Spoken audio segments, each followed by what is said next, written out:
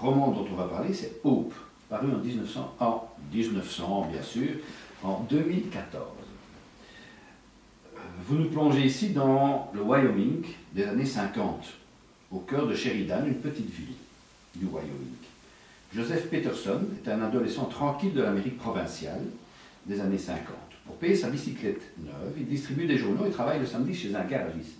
C'est là qu'il va voir sur un mur un calendrier, le calendrier de 1952, avec des pin-up qui sourient dans un coin de l'atelier. Et il tombe fasciné devant la fille du mois de septembre, qu'il appelle Hope, et il décide de la retrouver. Alors, vous nous avez cité aussi quand même beaucoup d'auteurs américains. Est-ce que vous avez une fascination pour les États-Unis? Pour les États-Unis, non. Pour la littérature américaine, oui, vraiment.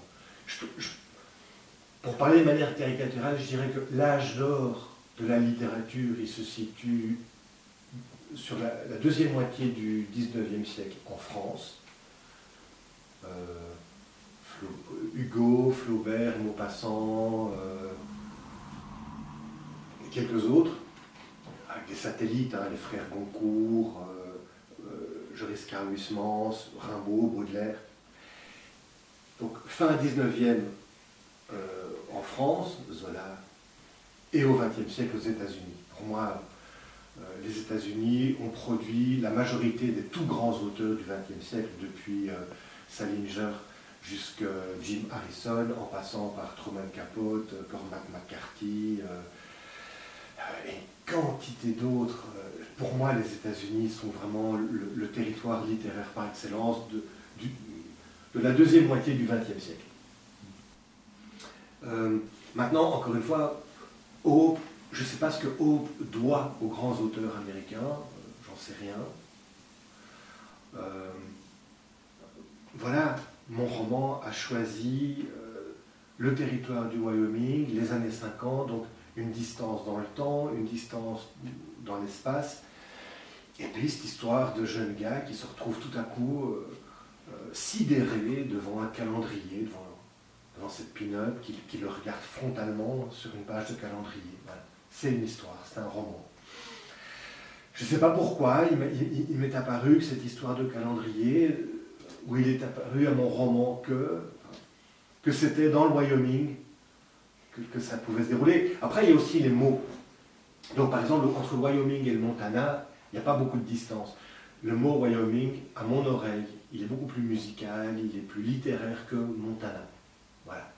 Montana, moi dans mon esprit, ça résonne davantage comme créateur de mode, un truc un peu factice. Wyoming, waouh, ça respire autrement, je trouve. Juste le mot, hein. Je ne préjuge pas de ce que ces deux États sont en réalité, j'y ai jamais mis les pieds. Mais le mot Wyoming, il retentit de notre imaginaire d'une manière, je trouve, riche. Bon, voilà, le roman est né de là. C'est un texte récent. Ouais. Est-ce que vous voyez une évolution dans votre manière d'écrire, dans votre style? Et si oui, quelle est-elle? Oui, quand même. Malgré tout, l'écriture est mon outil de travail, mon rapport à la langue.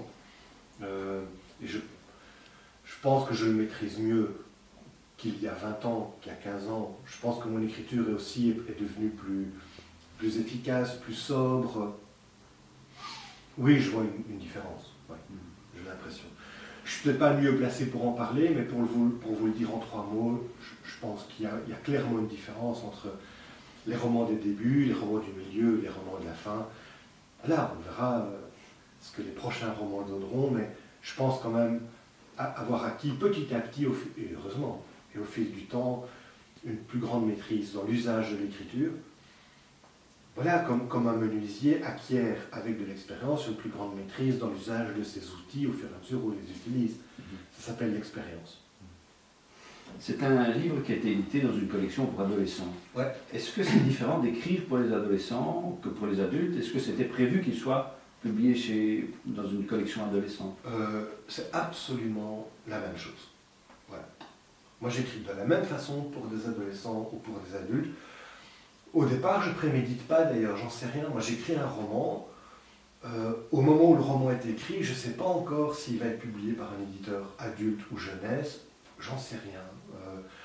Je les écris de la même façon, avec la même main, le même stylo, la même sincérité. Je ne commence pas à recourir à un vocabulaire particulier si je m'adresse à des adolescents. Donc, voilà. Pour moi, ça change à peu près rien.